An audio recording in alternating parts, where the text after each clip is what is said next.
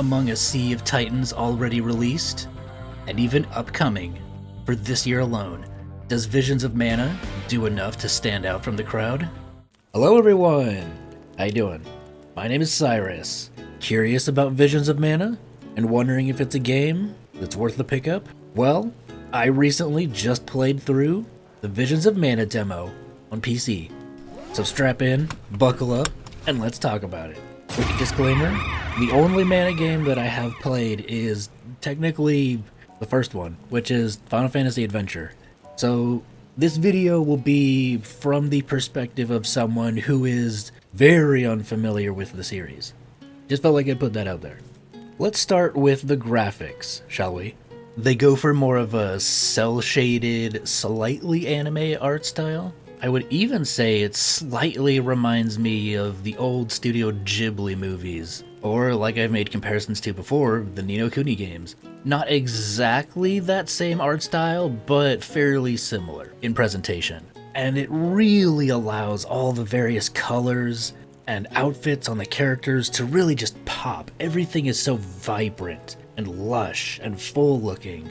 And just the vistas in the game and the open areas are just a delight to look at. It is pure eye candy.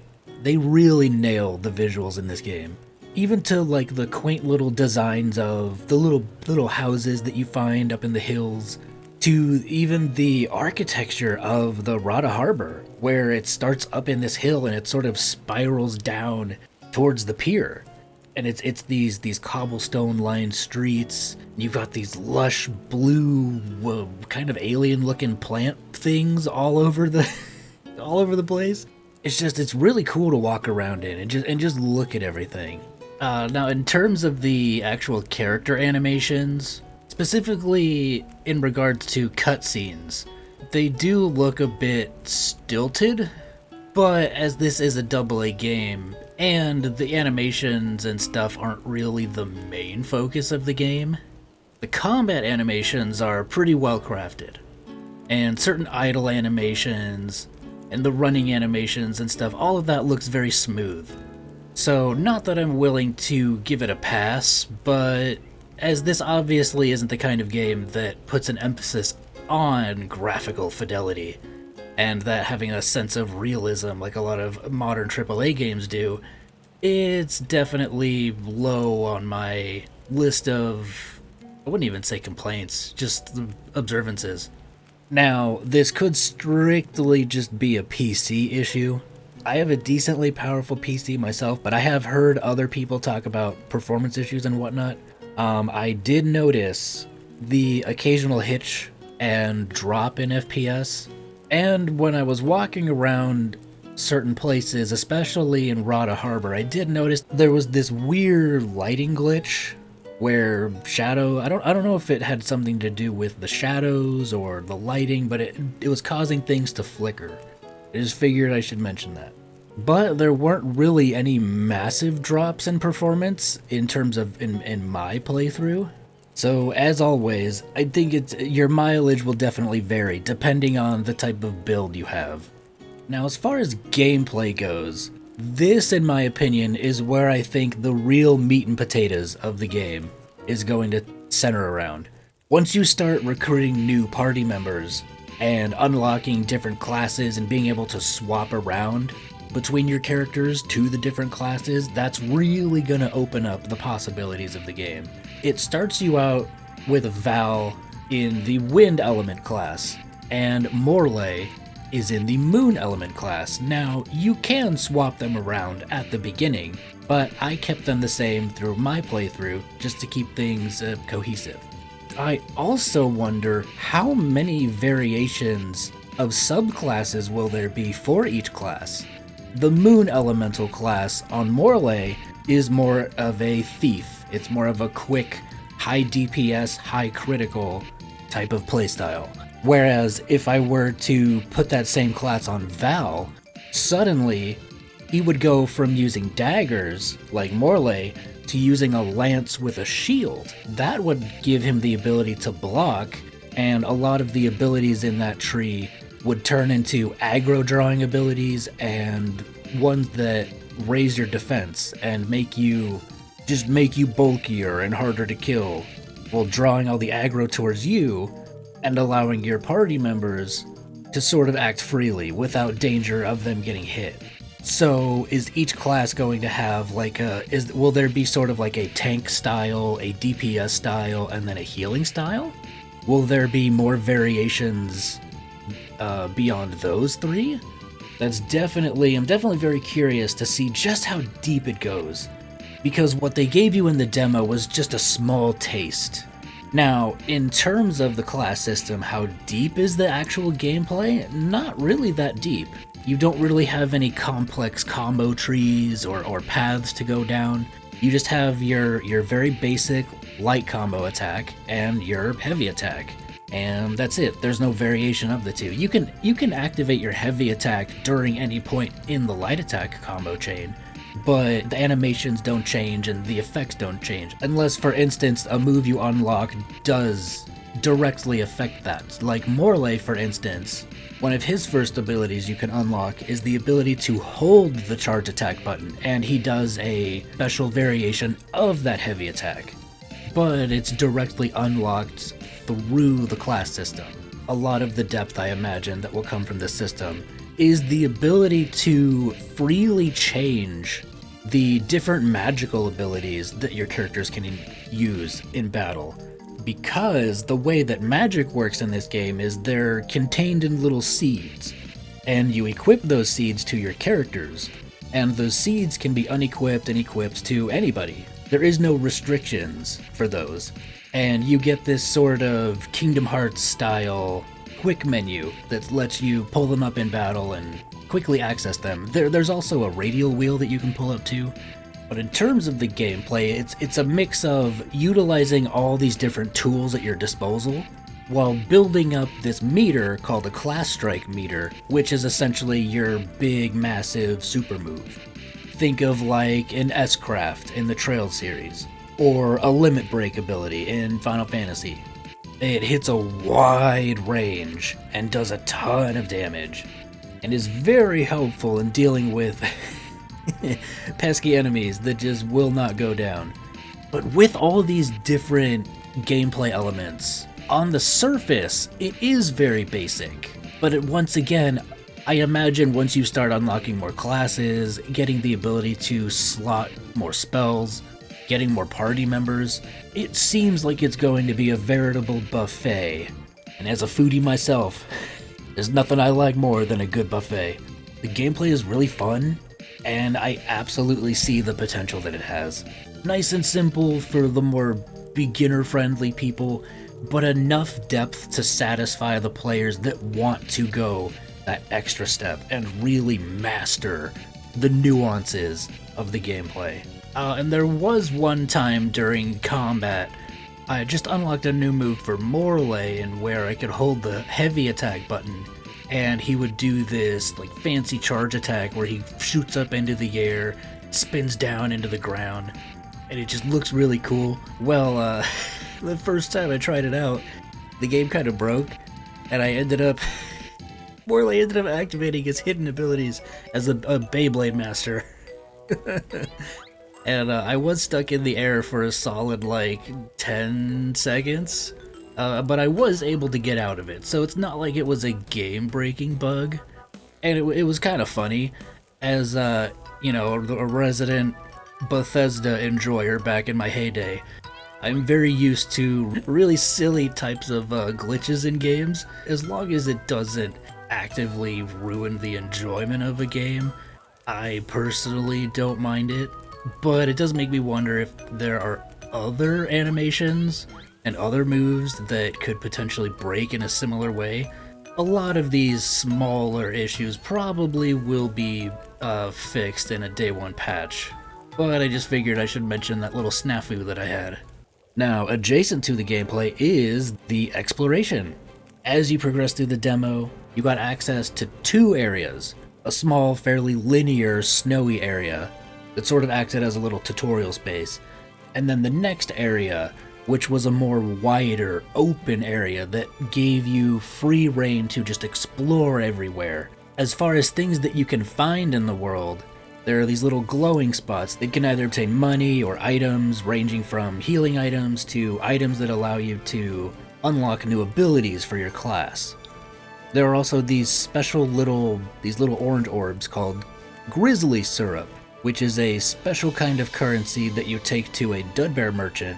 I don't know if at some point they'll offer unique pieces of equipment or other pieces of gear, but just based on the demo, it was restricted to just really high tier healing items and stat boosting consumables. And what kind of open world would it be if there weren't treasure chests to find? Unfortunately, these treasure chests do not speak. There are no chest messages in this game, but these chests do contain all kinds of goodies, so it's definitely worth seeking them out. And thanks to the little cactus guy that you find. Are you okay? You were frozen solid a second ago. I'm freezing my nuts off! He gives you the ability to see the treasure chests on the map, and he marks all the locations of the ones that you have not found. Also, if you look in the map, it tells you how many unique items are there for you to find in each area. So for instance, in the snow area that you had access to, there were only 3 treasure chests. But in the follow step, there were 14 treasure chests for you to find. And once you find everything, it even marks it with a little stamp that lets you know, hey, you got everything. That's a very nice quality of life feature that I wish more games implemented. You do get a furry little buddy known as a Pakul that sort of acts as your trusty steed, as Karina puts it. Forward, my trusty steed! Which carries you around these open worlds and is just a faster form of travel. Outside of, well, fast travel. Which is fairly limited to very specific locations on the map. But the exploration itself was so much fun. It was just a lot of fun getting to just explore everything. There was a sense of verticality to that first area. There was a lot of stuff that I couldn't even interact with, because either I didn't have the right class, or I wasn't a high enough level to do the challenge. So it seems like there's even going to be a little bit of a Metroidvania style aspect to the gameplay, where you'll get a new class, and with that new class or a new party member, you can go back to previous areas and interact with things that you otherwise didn't have access to. So it makes going back to the older areas rewarding. And that's what I love about exploration in games, is that sense of feeling rewarded for exploring. And this game nails it, in my opinion. Now, on to the characters and the story. The characters and the story are definitely very basic right now, at least in terms of the demo. Things could change, things could become more interesting, you could get more interesting characters, you could get some decent character development, or just interesting moments that happen with the characters, but just from my initial impressions, it definitely feels more lighthearted in tone. Even though Val is the soul guard and he's setting off with these alms in tow to go sacrifice themselves to the mana tree, which is kind of dark. But the overall tone of the game is definitely very, very lighthearted and almost slice of life. Not quite campy, but yeah, a little campy. The characters, as of the demo, don't seem too terribly deep or complex, but I will say that the English voice acting really added a lot of entertainment value, especially to Morley and Karina. Morley with his literal Puss in Boots accent. And he's a literal cat boy too. And Karina with her Southern Belle accent. Get along, little doggies. I very much was enjoying those two characters during my time with the demo. They were a lot of fun. Unfortunately, Hina and Val seemed the most generic and cookie cutter outside of the 4 personalities we had, which is a little concerning, at least in terms of Val, since he's the main character. And will anything happen to him or Hina that will make me become more attached to them as far as characters go? Because as it stands right now, they're very one note, very one-dimensional. I definitely would say Morley and Karina absolutely carried the demo. And the story itself is interesting though. Val is a soul guard whose duty is to protect the various alms as they make their pilgrimage to the mana tree in order to sacrificed themselves to appease the tree? Something along those lines. Really reminded me of I Am Setsuna. So this story definitely is already giving me the impression that it's going to be more of a journey instead of a journey beats the destination type of story, where it's definitely going to be pretty hard carried by the characters and the shenanigans that ensue as they go through their journey to the mana tree. Last but not least, the music. Oh man, from the port town with its light, plucky acoustic guitar, just overall relaxing vibes, to the highly energetic battle themes, to the rush of adrenaline that you feel when that exploration theme kicks in as you're running around the open plains. Oh man, the music, in my opinion, isn't going to win any awards, but it doesn't need to, because the music so far has completely fit every situation that it's been used in.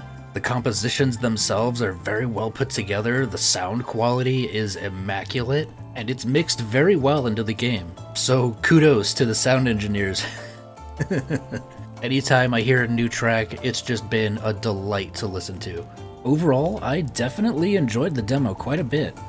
And outside of my couple of gripes in regards to the characters and the variety of gameplay options at the beginning, those are things that I can definitely see improving over time.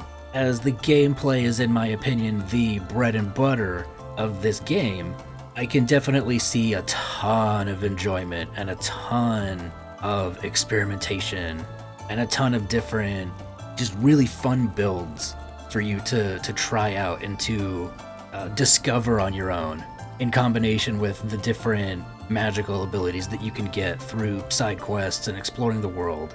So from a gameplay perspective, yeah, I would say this is definitely a solid like 8.5, 9 in terms of the enjoyment meter. From a character and story perspective, story is about a 7, and the characters are about a 6.5. Karina and Morley really do carry the early opening moments of the demo.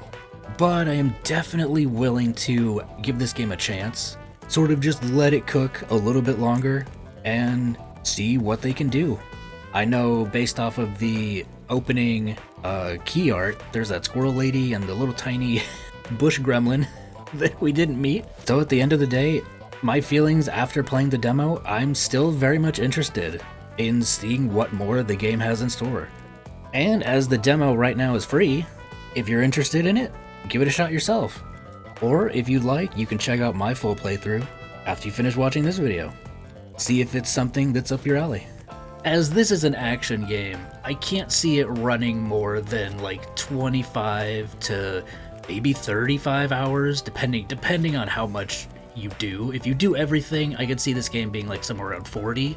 But I feel if you do the main story and just a couple side quests here and there, maybe a little bit of exploration here and there, I could see the game being around 20 to 25 hours. So compared to a lot of other games that have come out this year that have been these, 60, 70, 80, 100 hour experiences in some cases, this is having a nice, simple, shorter, slightly on the more casual side type of game to play would definitely help to balance out that never-ending ecosystem that seeks to suck up all of our free time.